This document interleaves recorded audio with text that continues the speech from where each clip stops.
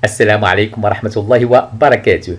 أقترح عليكم اليوم pour la première année collégiale une activité interactive. Il s'agit des expériences visant à montrer quels sont les besoins nutritifs des végétaux chlorophylliens. On va utiliser pour réaliser nos expériences des graines de lentilles. Effectivement, quand on fournit à nos graines de lentilles le CO2, la lumière, bien sûr de l'eau et les sels minéraux, on voit très bien que quelques semaines plus tard, nos graines elles vont germer et se développer. Effectivement, le milieu favorable à la germination des graines doit contenir le CO2, le dioxyde de carbone présent dans l'air, les sels minéraux présents dans l'eau et la lumière. Maintenant, on va réaliser l'expérience pour montrer que les graines ont besoin de la lumière, c'est-à-dire que la lumière est un élément nécessaire à la germination des graines de lentilles, au développement des plantes chlorophylliennes. Pour cela, je vais choisir ma boîte pétrie, des graines de lentilles comme vous le constatez, de l'eau minérale, c'est-à-dire de l'eau plus les sels minéraux. Et bien sûr, je ne vais pas choisir la lumière. Effectivement, mon expérience, donc le CO2, mes graines de lentilles, de l'eau et des sels minéraux. Voilà, donc quelques semaines plus tard, je vois très bien que mes graines ne se développent pas de façon normale. Donc, en n'utilisant pas de la lumière, on a réalisé un milieu obscur, c'est-à-dire sans lumière. Sans lumière, et les graines ont moins bien germé. La production organique est moins importante. Ceci nous permet de déduire que la lumière est un élément nécessaire pour un bon développement des plantes chlorophylliennes. Ma deuxième expérience, je vais montrer que les graines, bien sûr, ont besoin des sels minéraux. Effectivement, cette fois-ci, toujours, je vais choisir ma boîte pétrie, mes graines, bien sûr, la lumière, mais je vais choisir de l'eau déminéralisée, c'est-à-dire de l'eau sans sels minéraux. Je valide.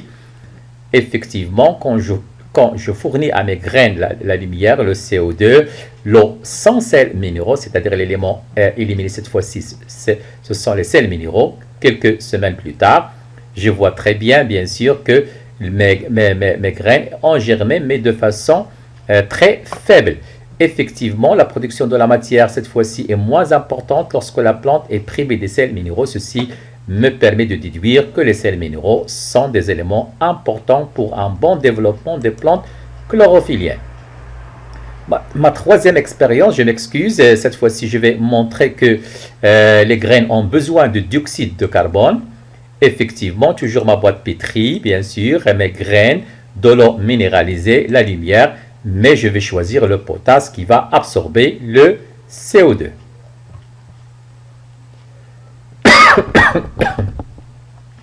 Effectivement, les conditions que j'ai choisies, et les sels minéraux, la lumière, mais bien sûr sans CO2, puisque j'ai utilisé le potasse qui absorbe le CO2. Je vois très bien que que le développement de mes graines est très faible. Effectivement, la production de la matière organique est moins importante lorsque la plante est privée de dioxyde de carbone. Ceci me permet de déduire que le CO2 est un élément nécessaire pour un bon développement des plantes chlorophylliennes.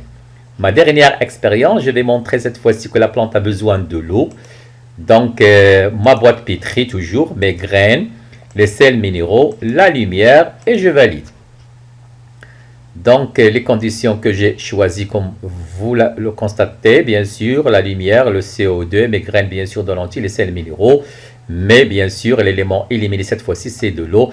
Je vois très bien, comme vous le constatez quelques semaines après, que la germination, il n'y a pas de germination quand la plante est privée de l'eau. Ceci me permet de déduire que l'eau est donc indispensable à la production de la matière organique et à la survie du végétal. Sans eau, le végétal vert va mourir.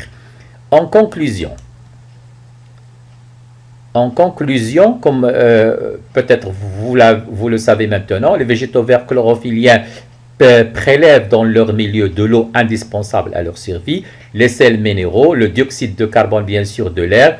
Ces éléments leur permettent de produire de la matière organique, c'est-à-dire la photosynthèse, la synthèse bien sûr sous l'action des photons, bien sûr des rayons lumineux, à condition, comme vous le constatez, de recevoir de la lumière. C'est pour cela qu'on l'appelle la photosynthèse, la production de la matière organique à partir de la matière minérale.